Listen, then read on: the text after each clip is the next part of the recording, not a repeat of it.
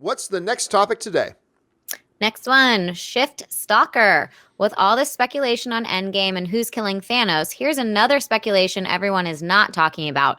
What if Thanos is already dead from his own snap? Ooh. Odds were 50-50, and we were still alive, and he was still alive when Thor struck him. And once he snaps, he's greeted by young Gamora and seems to be in some kind of Valhalla resting place like in Gladiator. Your thoughts? It's not a terrible it's not a terrible theory. Nope. What I will say is though there are a couple of problems that make it a little bit problematic.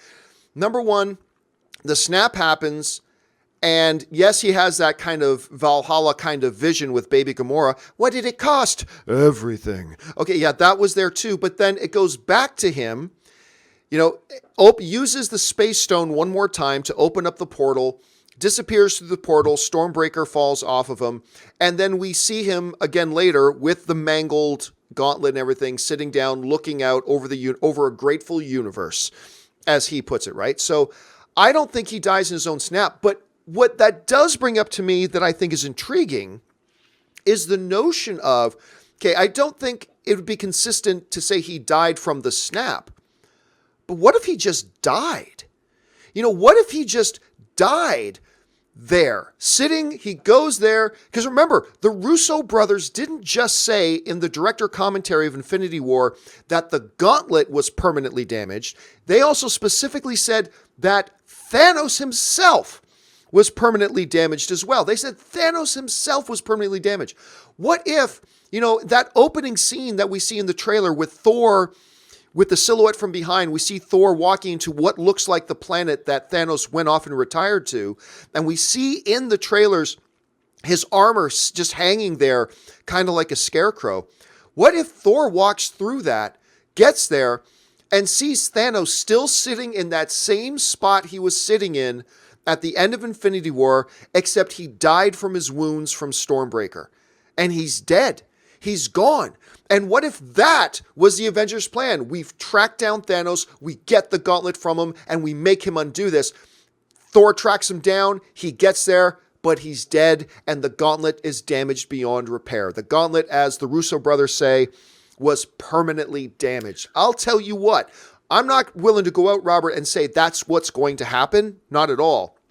But that's an intriguing proposition that they get there, Thanos is already dead and doesn't have a big part to play in the rest of the movie, and it throws a wrench in the Avengers' initial plans to fix everything. I don't know. Could you see something like that working, Rob? Well, I love that. I speculated last week that what if the movie opens with Thor and Thanos having a conversation? Which is awesome. But this is awesome too.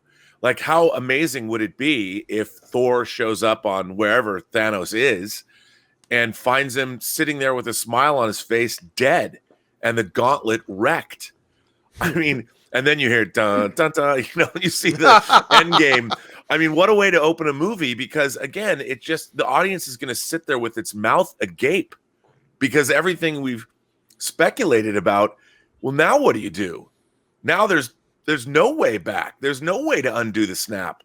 So, and maybe that's what drives Captain America into some kind of an encounter group therapy session, where he realizes that any hope he might have had of reverting this horrible thing that happened is gone.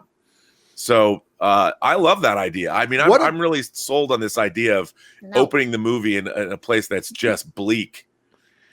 And what a great way to subvert all the expectations that so many of the fans have, that it's going to be about getting the gauntlet and using it for time travel to go back, or getting the gauntlet and undoing the snap, or Gamora or Nebula is going to get the gauntlet. Captain America at some point is going to wear the gauntlet. So many of the theories of Endgame, understandably so, revolve around the gauntlet. And what an amazing move by Kevin Feige and the Russo brothers, if they were to do this, and we're not saying they're going to do it, but if they were to do this, to instantly in the first minute completely subvert everybody's expectations. You know what it's like? It's like using a sports analogy, guys, follow me here. It's like the March Madness comes along and like everybody puts their brackets together, and all of a sudden in the first round, a number 16 seed beats a first seed, and now everybody's bracket is useless. Everybody just throws away their bracket. They call it a bracket buster. If that happens, like right in the first scene, Thor shows up there to get him back. He's already dead. Gauntlet's wrecked. There goes everybody's brackets. Everybody with their theories about where this movie's going to go is going to be completely out the window, just like that. And I'll put us all in the place of now we have no idea what's going to happen in this movie. Now we have no idea what to expect from this movie if they start it that way. I'm not saying that's what they have to do. I'm sure there's many ways they can start this movie to put us in that kind of a place. But that would be a very interesting way to do it. And I, for one, would be excited about it. To give you another example, when Star Trek II, The Wrath of Khan was coming out, everyone knew that Spock was going to die. And there was all this fan upheaval, and people were like, Spock's going to die. And what happens? They open that movie with a scene in a simulator. And the Enterprise is attacked, and everybody dies, even though it's in a simulator. And then at the end of that scene, the end of the sequence, the button is Spock walks out to talk to Admiral Kirk, and Admiral Kirk says, "Aren't you dead?" And so when I was watching the movie, I'm like, oh, it was all a misdirect. They were all playing with us. So you let your guard down. And then, of course, never cried in a movie theater was when Spock really died. But I thought that the needs of the many outweigh the needs of the few of the one. I always mispronounce. That was the Kobayashi Maru, right? Yeah, that's right. That was the exercise. Did I say it right? Yeah, 19 years old, Altair 6. Yes, Kobayashi Maru.